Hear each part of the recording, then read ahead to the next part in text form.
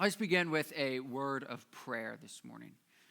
Our Heavenly Father, we thank you for sending your Son, Jesus Christ. We thank you for the gift, the greatest gift you could give, giving yourself for the salvation of your people. And as we begin over the next 4 weeks to look at the names or titles given to your Son in Isaiah 9, I pray that you would increase our affection and love for him. Show us again the wonder of the incarnation and what it means for us. We pray this in your Son's name, the name of Christ. Amen. Well, this morning we are beginning an Advent series. It'll just be 4 weeks. 4 weeks of today through December. We're not going to have Sunday school in between Christmas and New Year's. We always take that week off.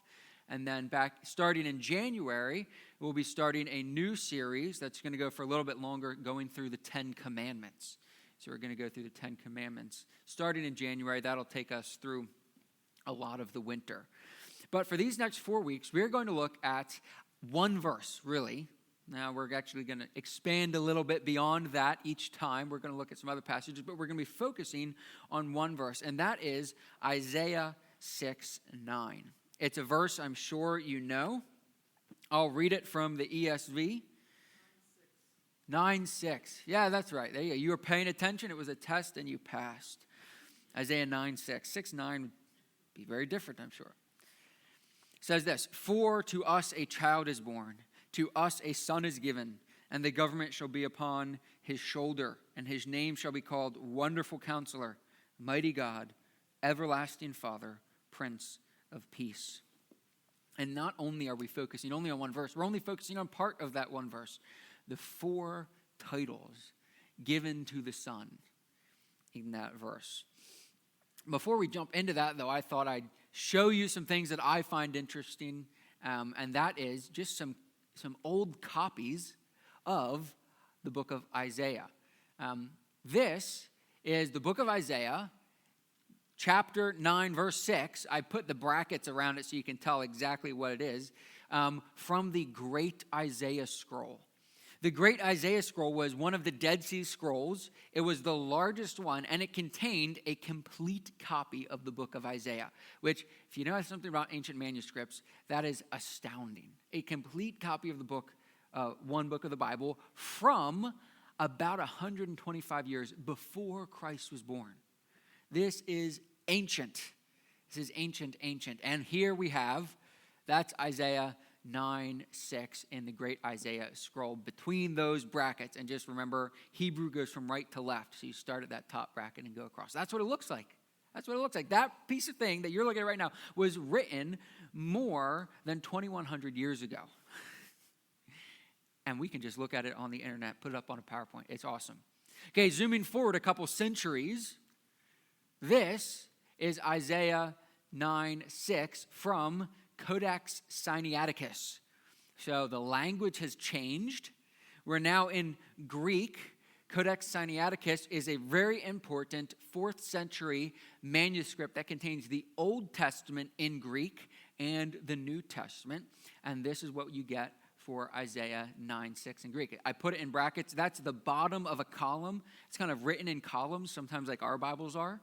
And you get to the bottom of the column, and then that's the very top on the right side of the next column. So that is written, 1700-ish years ago, Codex Sinaiticus, Isaiah 9:6 in Greek. So someone sat down, writing out the entire Bible by hand in capital letters with no spaces, and they wrote it. But look how well we have it preserved. All right, one more. This is another language. We're looking at 3 different languages. Latin. And I'm putting these up not because we're going to read them, but I find them kind of cool to see. This is Isaiah 9:6 through the centuries. People have been copying it down as they copy down their Bibles. This is the Latin of Isaiah 9:6, again, between those brackets of Codex Gigas. This is a really cool book. This is from only about 800 years ago. Codex Gigas stands, if you were to take the book and set it upright, it would be about as tall as this podium. It's called Gigas because it's huge. It is about this tall. It's like this wide. It's not a book you carry around. It lays like on an entire table, and you flip sheets over. And it is highly decorated. You can see the different colors, those large letters, and it looks really cool. Look it up sometime. You can look at pages online. In fact, the entire thing is also digitized online. You can just flip through and see the beautiful kind of medieval manuscript that it is. And here is Isaiah 9:6 there. Well, that gives us kind of just some things I find interesting. But as we jump in, I want to talk a little bit about the context. And for this, we're going to start all the way back in chapter 8. So Isaiah 9:6 comes in the context of, like every verse, a larger prophecy. And in Isaiah 8, Isaiah has been prophesying against the kingdom of Israel, the northern kingdom, saying, you are going to be judged. The Assyrians are coming, they will conquer you, and they will judge you. And this is how Isaiah 8 ends. Listen to these verses. It says this, they will look to the earth, but behold, distress and darkness, the gloom of anguish, and they will be thrust into thick darkness. Right? It ends with darkness. Okay? And then he shifts gears. And in Isaiah 9, he prophesies about a light coming into the darkness. This is how chapter 9 begins. But there will be no gloom for her who was in anguish. In the former time, he brought into contempt the land of Zebulun and the land of Naphtali. These are two northern tribes. It says this, but in the latter time, he has made glorious the way of the sea, the land beyond the Jordan, Galilee of the nations. Verse 2, the people who have walked in darkness have seen a great light. Those who dwell in a land of deep darkness, on them a light has shone. So it is this prophecy of darkness upon the northern kingdom and those tribes. And then Isaiah shifts and talks about the latter times. All right, so he's looking ahead. He's looking further beyond. And he says, well, in that realm of darkness, on them a light has shone. And then the result of this light is joy. Verse 3, you have multiplied the nation. You have increased its joy. They rejoice before you as with joy at the harvest, as they are glad when they divide the spoil. Okay, so in darkness comes light, resulting in joy. And then verses 4 and 5, these are going to lead us up to verse 6. Verse 4 and 5, you'll notice, begin each with that word for. For. So these are giving reasons.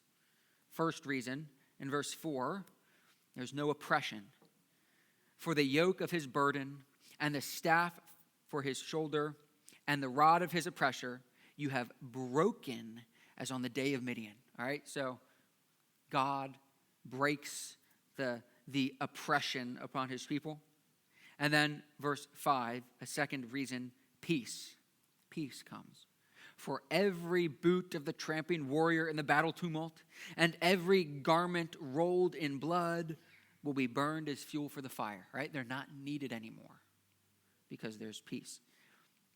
And then comes verse 6. Verse 6 also begins with that word for. And what Isaiah is doing is he's giving the prophecy of light in the darkness and the result of joy. He gives two reasons why this is going to be the case. Oppression will be gone. Peace will reign. And now he's giving the final reason, which is underneath all of it. Why will any of that happen? For to us a child is born. To us a son is given. So that is what is underneath it all. All the rest of that happens because there's a child and a son that is given. Now, we should be hearing, if we're listening to this with ears that are familiar with the rest of the Bible, we should hear some echoes. Maybe the first closest echo we should hear is the promise of a son to David. In 2 Samuel 12, when God promises to David, I will raise up your offspring after you, and he shall sit on your throne forever. I will establish his house and his kingdom. There's a promise of a Davidic son who will reign forever. And then in this, we read a son is given, and the government shall be upon his shoulders. And then in verse 7, we read, on the throne of David and over his kingdom. That's where he will be, to establish it and to uphold it. Okay, so there's this promise of a Davidic king. Here we have a son given who's going to reign on the throne of David, have the government of the kingdom. And then behind that, we should hear even a further off echo, all the way back to Genesis 3:15.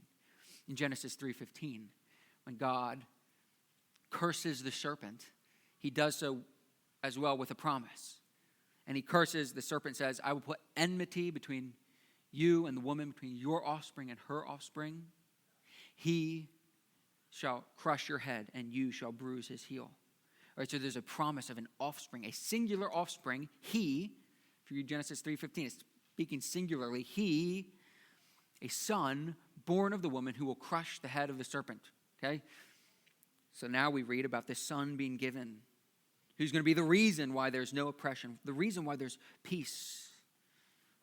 All of that is leading up to these titles. And now we have these titles given to him. There we go. I've already read it. Titles. But we need to then ask the question, how many titles are given to Christ in this verse? And there are some different ways of interpreting the Hebrew. In the Greek one, we saw that it really only has one title. It calls him the messenger of great counsel. And then it interprets the other titles in different ways. He's going to bring peace. He's not called the Prince of Peace, and so on. In Latin, we also saw the Latin version. There's 5 titles. Wonderful, Counselor, Mighty God, Father of the world to come, and Prince of Peace. Okay? That's what the Latin does. English in the King James also has 5. In fact, we heard John talk about the Handel's Messiah a little bit. Right? If you're familiar with that, you'll realize how the words are put to the music actually aligns with the King James, having 5. You have wonderful, and it rings out, wonderful, Counselor. There's a gap there. Well, that's how the King James does it. Wonderful, comma, Counselor, comma, the mighty God, the everlasting Father, the Prince of Peace. So that's different from our ESV. How many titles are there? Is wonderful separate and Counselor separate? Well, I think the best way to do it is to understand that there are 4 titles, and wonderful and Counselor are put together. Now, the reason the King James translates it that way is because in Hebrew, the word wonderful is a noun, not an adjective. So it uses the noun form. So it seems like, okay, this would kind of be its own thing. Wonderful is a noun, Counselor is a noun. If one was an adjective, they would clearly go together. But when we look at all 4 together, you'll see some parallelism that I think is best preserved by taking them all together. Every single one has, in Hebrew, 2 words. Wonderful Counselor, God, this is my wooden translation, God the Mighty, Father Everlasting, Prince of Peace. They all have 2 words. And so if you were to break that first one up, it would kind of break up the symmetry of it as you're reading it. Each one seems to have 2 things put together.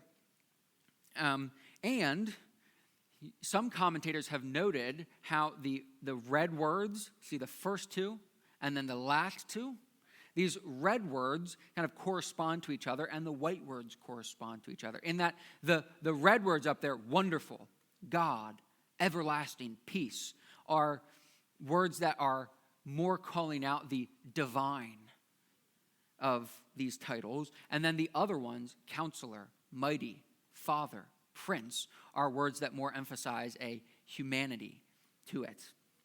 And so the fact that this is carefully composed, 2 and 2, balanced, I think is the best way to take them all together. So let's look at this wonderful Counselor, and we're going to look at both words and what they mean. First, wonderful. I have some texts here to read for us to get a sense for what this word wonderful means. The phrase wonderful Counselor is only ever used here in Scripture, but that word wonderful is used all the time. And it's used to emphasize something that goes beyond our understanding. Right? It just, that is beyond what human beings can comprehend. Here's a few examples from that. Judges 13:18. You all, of course, remember the context of Judges 13, right? Anyone want to give the context of Judges 13? No, that was a joke. In Judges 13, we have the birth of Samson prophesied. It's kind of a Christmas text because if you read it, there are many parallels between the birth of Samson and Christ. They're announced by angels. There's questioning happening. Samson is going to deliver the people from their enemies. And in this, you have the angel of the Lord appearing to Manoah, which is Samson's father, and his wife, who is unnamed. And in the midst of their exchange, Manoah says, "What's your name?" so that we would know what to call you. And the angel of the Lord responds to him this way: "Why do you ask my name, seeing it is wonderful?" In other words, he's saying, why do you ask my name, seeing it is wonderful? And you could read it two ways. You could say, because my name is wonderful. He could be naming himself wonderful. Or he could say, because my name is wonderful. In other words, beyond what you can comprehend. I think the latter is more likely true, but either one emphasizes that this is something that goes beyond us. This is something that belongs to God. God is the one to whom wonderful properly attaches. And we see this as well in the descriptions of God's actions. Look at these two verses from the book of Psalms, right? Psalm 72, verse 18. "Blessed be the Lord, the God of Israel, who alone does wondrous things." Right? In other words, it's saying God is the only one who can properly be said to work wonders. Same word. Another one from the book of Psalms, Psalm 86:10, speaking to God. "For you are great and you do wondrous things. You alone are God." So here the psalmist ties doing wondrous things to the fact that God is in a category all by himself. He alone is God. And what does he do? He does great and wondrous things. So when we hear wonderful, we need to remember that this is something beyond us. Think of Isaiah 55. "For as high as the heavens are above the earth, so high are your thoughts above our thoughts." Right? That is what is going on here. God is the one. This Son is the one who is beyond. But it's used as an adjective here, though it's emphasized because it is a noun. It's used as an adjective. So wonderful, what? And that's the next word. Wonderful Counselor. A counselor is one who gives wisdom, right? One who gives wisdom. And it might be odd to call this one who is going to be a prince, the one who rules and has the government. It would be odd to call him a counselor because usually in the ancient world you have the kings, and the kings are the ones that have counselors, right? So David had his counselors. Solomon had his counselors, right? The pagan kings had their counselors. Nebuchadnezzar, what did he do when he had something he couldn't understand? He called together essentially what were his counselors, the magicians, the wise men. Pharaoh did that back in the day. That's what he was doing when he called Joseph to him. He was like, my counselors can't explain this. I need Joseph. So kings have counselors, but in Isaiah 9, we have this son called himself a counselor. In other words, I think he's emphasizing here is a ruler who has wisdom in himself. So here is one who does not need to have a cadre of counselors around him advising him on the right thing to do. He himself is the one who has wisdom and who understands. Some other texts from the book of Isaiah emphasize this about the Messiah to come. This is from Isaiah 11, verses 1 to 4. This is another significant messianic text. And let me just read it and notice what it says about the Messiah. "There shall come forth a shoot from the stump of Jesse, and a branch from his roots shall bear fruit. And the Spirit of the Lord shall rest upon him, the Spirit of wisdom and understanding, the Spirit of counsel and might, the Spirit of knowledge and the fear of the Lord. And his delight shall be in the fear of the Lord. He shall not judge by what his eyes see, or decide disputes by what his ear hears, But with righteousness he shall judge the poor and decide with equity for the meek of the earth. And he shall strike the earth with the rod of his mouth, and with the breath of his lips he shall kill the wicked. All right, what do you notice? What does it say shall be upon this one, this root or shoot from the stump of Jesse? The Spirit of the Lord shall be upon him, and then it names that Spirit, a spirit of wisdom and understanding and counsel and knowledge. Do you see the emphasis here? Right? It's saying again, this is one who will be wise in himself. And it connects this wisdom specifically to how he will govern. What is the result of the one who has of having this spirit of wisdom, understanding, counsel, knowledge?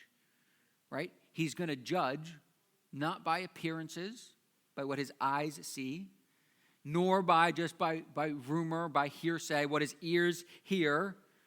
No, he's going to judge with righteousness, with equity.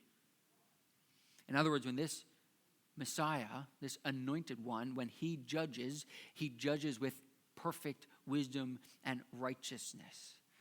So he is qualified to be the one who has the government upon his shoulder, as Isaiah says. So, Wonderful Counselor is calling out the fact that this one is one who is qualified to rule because he knows how to. We all like to think probably that we can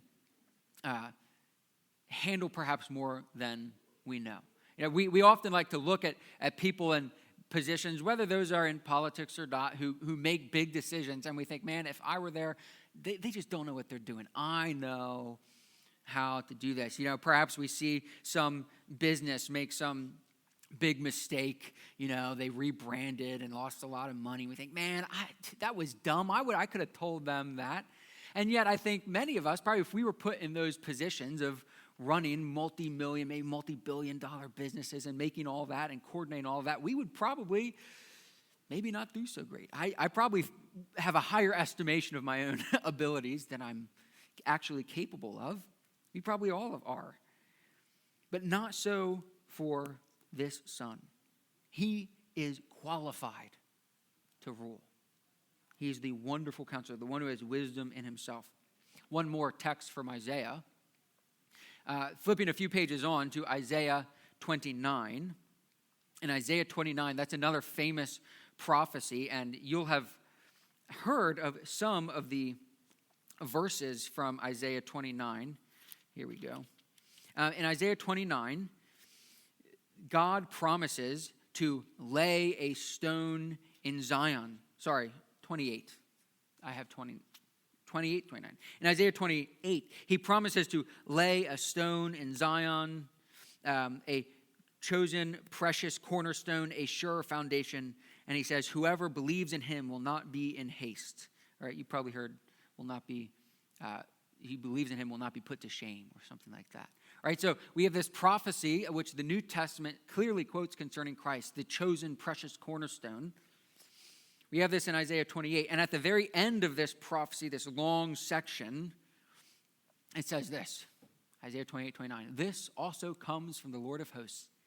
He is wonderful in counsel and excellent in wisdom. Right? This will be according to the wonderful counsel, excellent wisdom of God, that this promised one comes. And really what we see is that when Christ comes on the scene, he perfectly embodies this. Let's just go to one New Testament text, the one that probably speaks most clearly. We could go to many, but Colossians 2 and 3. In Colossians 2, Paul writes to the church, and he's writing to encourage them, and he says this. He writes that they might be encouraged, that their hearts may be encouraged, being knit together in love, to reach all the riches of full assurance of understanding and the knowledge of God's mystery, which is Christ, in whom are hidden all the treasures of wisdom and knowledge. All right, so what is he saying here? He's saying, look, that the church is to be encouraged. They're to grow together in love so that they may reach full assurance of understanding and the knowledge of God's mystery. When Paul talks about the mystery, what he's talking about is God's plan for salvation, which for so long was obscure and hidden, but then was revealed in the person of Christ. And that's what he says. God's mystery, which is Christ. And then he says this, in whom are hidden all the treasures of wisdom and knowledge. Now, Paul is writing against these people that were coming into the church and kind of peddling false knowledge, false understanding, false treasures, ones that were apart from Christ, saying, well, yeah, Jesus is good and all, but you need something extra. You need this special secret wisdom that we have and can give you access to. And what Paul is saying is no, none of that. None of that. The understanding and knowledge of God's mystery, which is Christ, it centers on him, and in him are all the treasures of wisdom and knowledge. In other words, all of God's wisdom and knowledge is found in the person of Christ. So that's where the center is, and it's revealed in his person and in the gospel. So, let's close with a few thoughts on Christ, and then we'll discuss. First, Christ, the wonderful counselor, is competent to govern the kingdom. As the one who bears the government upon his shoulders, as Isaiah says, he is the one who has wisdom in himself. He is competent to govern. Also, he, as the one in whom are all the treasures of wisdom and knowledge, as the wonderful counselor, is a trustworthy guide and shepherd. Right? Think of Psalm 23. The Lord is my shepherd, I shall not want. Jesus calls himself the good shepherd. Who is the most trustworthy shepherd? The one who has the wisdom to lead his flock, who knows the right ways, who knows how to guard and defend and feed and protect, who understands his people. So he is the trustworthy guide and shepherd. Third, we're going to read a text in the discussion time, but the church is the manifestation of the manifold wisdom of God. The church is the creation of Christ's work. He gives himself for the church, his bride, and it is through his people, which are called the body of Christ, that God's wisdom is put on public display. As you look to God's people and see what God has done for them.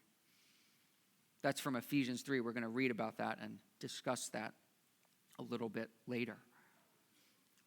How does Christ, the wonderful counselor, lead and guide his people? How does he advise them? Well, I think the simple answer is by the word and the Spirit. It is as we open up his word and he sent his Spirit to illumine our hearts so that we read and understand that he guides and cares and leads and directs his people. Right? It's not that you go off by yourself and try to meditate and clear your mind until you can kind of ascend to some sort of mystical knowledge of Christ, and that's how he's going to direct you as to what car you're supposed to buy and where you're supposed to send your kids to school or anything like that. No, how does he direct his people? He does it by the word, illuminated by the Spirit. Right? This is what Christ has given his people. This is what he inspired the apostles to write. When Christ left, he left his apostles as witnesses. And what did they do? They produced the New Testament, the written word,